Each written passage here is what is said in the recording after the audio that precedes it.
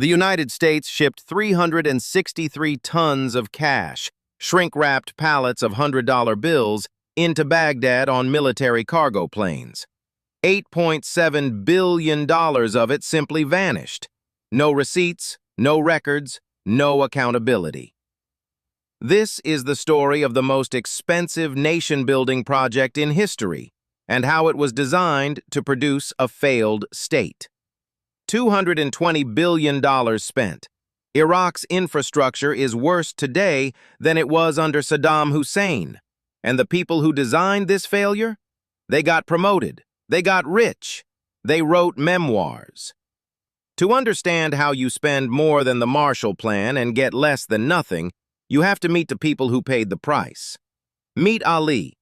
He's 24 years old, lives in Baghdad, has a university degree, and no job. Every night the power cuts out for 20 hours. He boils his water before drinking it.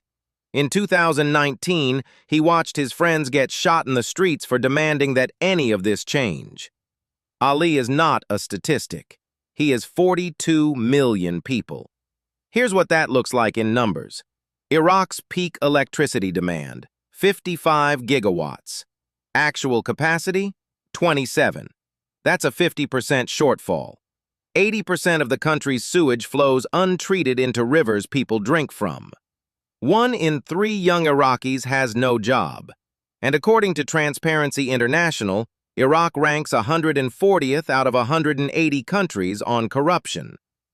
Someone designed this. Someone decided that $220 billion would build a system, not a country. It started with one man, 100 orders, and a plan to remake an entire country in America's image. Before 2003, Iraq was not a utopia, not even close. But it was a functioning state. Despite crippling sanctions, it had an electricity grid. State-owned enterprises employed millions. A 400,000-strong army kept order. Brutally, yes. But the infrastructure worked. The water ran. The lights stayed on. Keep that in mind. It matters later. March 20th, 2003. The United States invades. Saddam's regime collapses in 3 weeks. And into the wreckage walks a man named L. Paul Bremer III, America's newly appointed viceroy, head of the Coalition Provisional Authority. 0 experience in the Middle East. No Arabic. His job? Rebuild an entire nation from scratch. He had been in Baghdad for exactly 1 week when he signed the first order. May 16, 2003, CPA Order Number 1, de-baathification. Bremer bans the top 4 levels of Saddam's Ba'ath Party from government.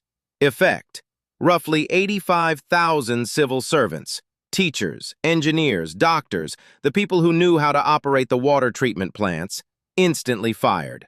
Gone. 7 days later, May 23rd, CPA Order Number 2, dissolution of the Iraqi army. 400,000 soldiers, made unemployed overnight, armed, humiliated, with no paycheck and no future. This single decision is now widely considered the greatest strategic blunder of the entire occupation. 8 days. That's all it took. In 8 days, L. Paul Bremer, a man with no Middle East experience, no Arabic, no plan, deleted an entire country. Not the dictator, the country. Stop and think about what that means. The engineers who ran the water treatment plants? Gone. The doctors who knew where the hospitals were? Gone. The soldiers who kept the weapons locked up? Gone. This wasn't de-baathification, this was erasure. So what replaced it? CPA Order 39. Full privatization of Iraq's 200 state-owned enterprises. 100% foreign ownership allowed. Full profit repatriation. No requirement to hire Iraqis. No requirement to reinvest locally. And here's where it gets interesting. The man behind the invasion, Vice President Dick Cheney, served as CEO of Halliburton from 1995 to 2000. Halliburton's subsidiary, KBR, received a $7 billion no-bid contract to restore Iraqi oil infrastructure, awarded before the invasion even ended. Cheney held 433,000 Halliburton stock options while sitting in the White House. Bremer said he was building democracy. But when you read the fine print of his 100 orders, you find something very different. The reconstruction wasn't designed to rebuild Iraq. It was designed to open Iraq to foreign corporations, to no-bid contracts, to a system where money flowed in and never came back. This wasn't incompetence. This was a business plan. And the money? Oh, the money flowed, just not to Iraqis. Between 2003 and 2008, the New York Federal Reserve shipped roughly $40 billion in cash to Baghdad on C-130 military aircraft.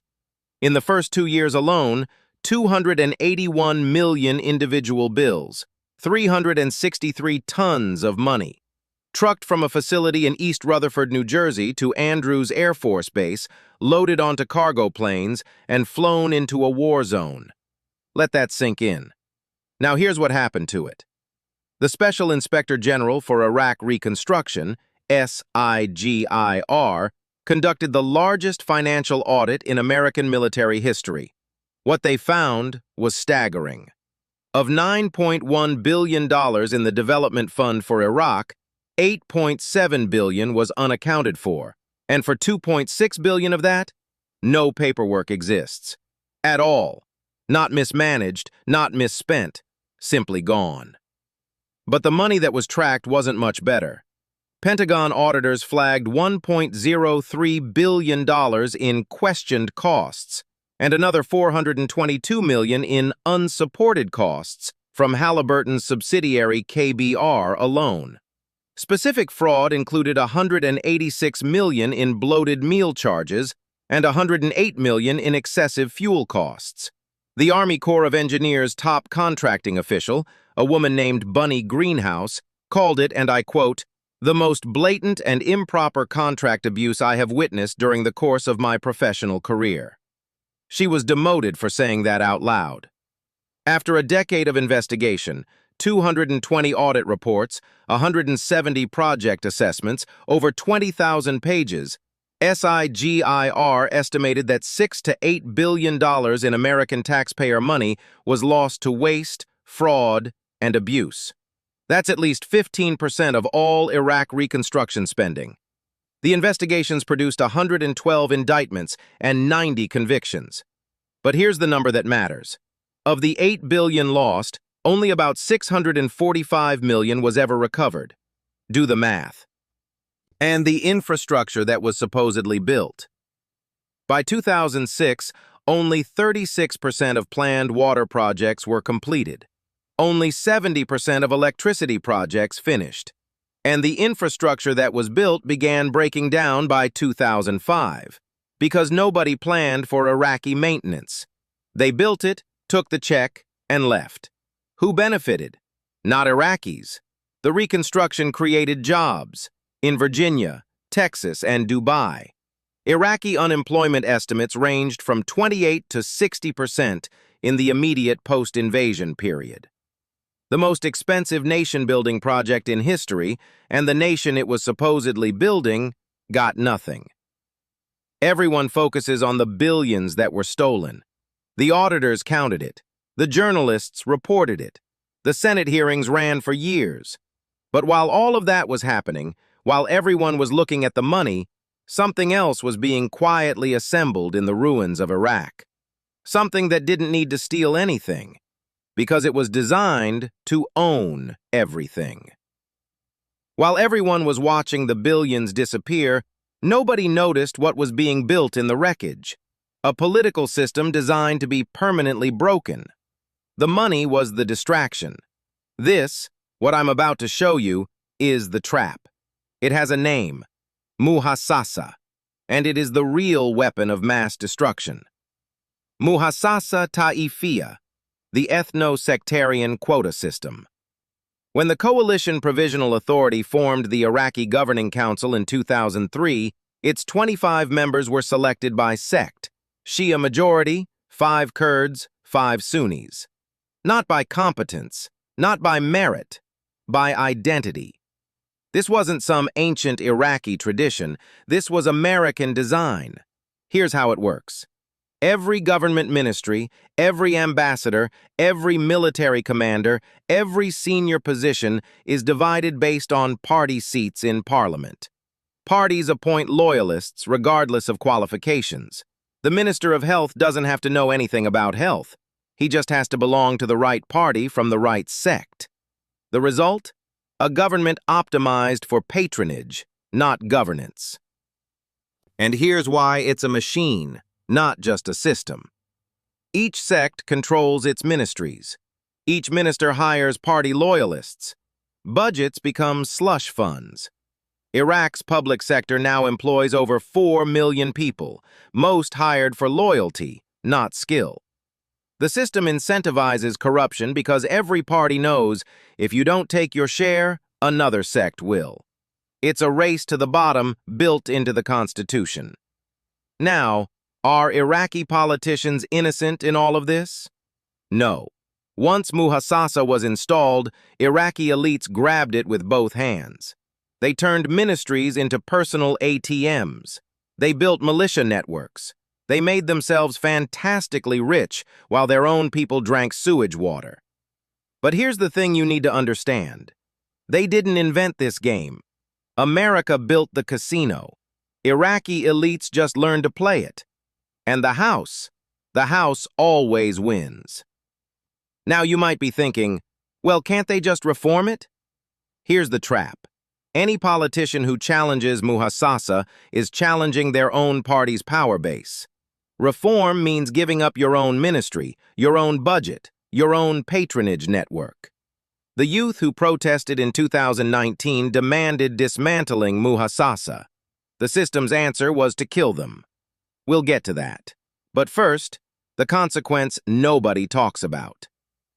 When you fire 400,000 soldiers, install a sectarian system that marginalizes Sunnis, and leave millions of young men unemployed in a country flooded with weapons, you don't get stability.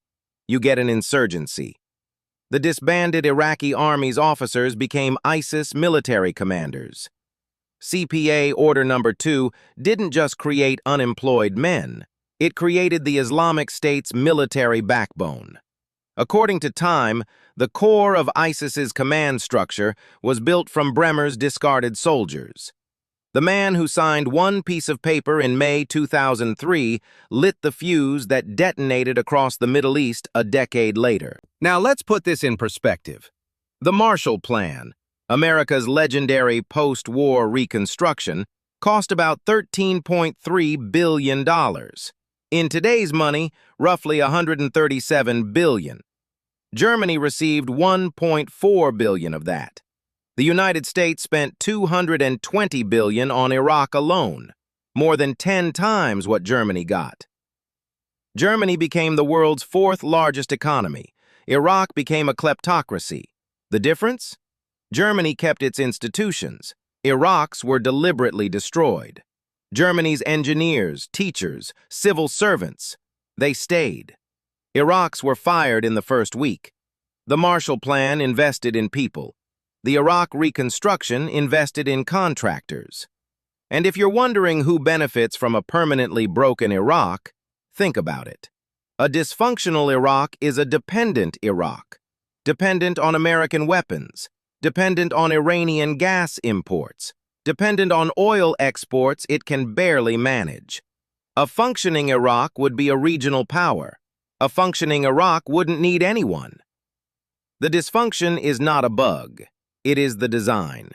So what do you do when your country was rebuilt to be broken? You take to the streets. October 2019. Baghdad and southern Iraq erupt. Hundreds of thousands of Iraqis, mostly young, mostly fed up, pour into the streets in what becomes known as the Tishreen Revolution. Their demand is simple. End Muhasasa. End the corruption. Give us a country that works. It was the largest mass movement in Iraq since the 2003 invasion. Remember Ali, the 24-year-old from Baghdad with the degree and no job? His generation took to the streets, and the system's response was bullets. Government security forces and Iran-backed militias opened fire on unarmed protesters. Snipers positioned on rooftops. Tear gas canisters fired directly at heads, not to disperse, but to kill. According to Amnesty International, roughly 600 people were killed, more than 20,000 injured, for asking for electricity, for asking for clean water, for asking their government to function. And what changed? Almost nothing. Prime Minister Abdul Mahdi resigned. His replacement continued Muhasasa. The 2021 elections saw the lowest turnout in Iraq's post-2003 history. The youth who bled for change gave up on the system entirely. Fast forward to today. Iraq in 2025. 20 to 22 hours without electricity per day. 80% of sewage still untreated. 32% youth unemployment. $220 billion spent. And this is the result. The human cost? Documented civilian deaths since 2003, according to Iraq body count. Between 186,000 and 210,000. Epidemiological estimates run as high as 1 million. An entire generation that has never known a functioning country. And the economy? Iraq runs on one product: oil. Oil revenues account for 88 to 93% of all government income. One product, one revenue stream, zero resilience. When Brent crude dropped to around $67 a barrel in 2025, well below Iraq's break-even of 84, the country posted an 8.8 trillion dinar deficit in just 9 months. The 5th largest oil reserves on Earth, and the government can't pay its bills. And then, August 2025, extreme heat collapses the power grid. Nationwide total blackout. 55 gigawatts of demand, 27 gigawatts of capacity. The country sitting on the world's 5th largest oil reserves cannot keep the lights on. Think about what you just watched. A country invaded, its institutions deleted in 8 days. $220 billion funneled to contractors. A political system installed to guarantee permanent dysfunction. And the people who built it? They went home, wrote memoirs, and sat on corporate boards. You're supposed to call this a failure. But what if it wasn't? Iraq wasn't a failure. Iraq was a prototype. The same playbook: destroy institutions, install sectarian governance, privatize everything, hire your own contractors, was attempted in Libya in 2011. It echoed through Afghanistan's 20-year reconstruction disaster. The nation-building model isn't broken. It was never designed to build nations. Here's the model. Spend billions in public money. Route it through private contractors. Install a political system that guarantees dependency. Leave before anyone counts the bodies. Iraq has the world's 5th largest oil reserves. The Tigris and Euphrates rivers. A population where 60% is under 25. It has everything it needs to be a thriving country. Except one thing. The system built on its ruins was designed to ensure it never will be. America didn't fail to rebuild Iraq. America rebuilt Iraq exactly as intended. And if you haven't seen our deep dive into Britain's collapsing healthcare system, the NHS was supposed to be the model for free universal care, and it's falling apart for eerily similar reasons. Check that out. Links on screen. Now I want to hear from you. Drop your prediction in the comments. Does Iraq break free in the next decade, or is the trap permanent? Let me know.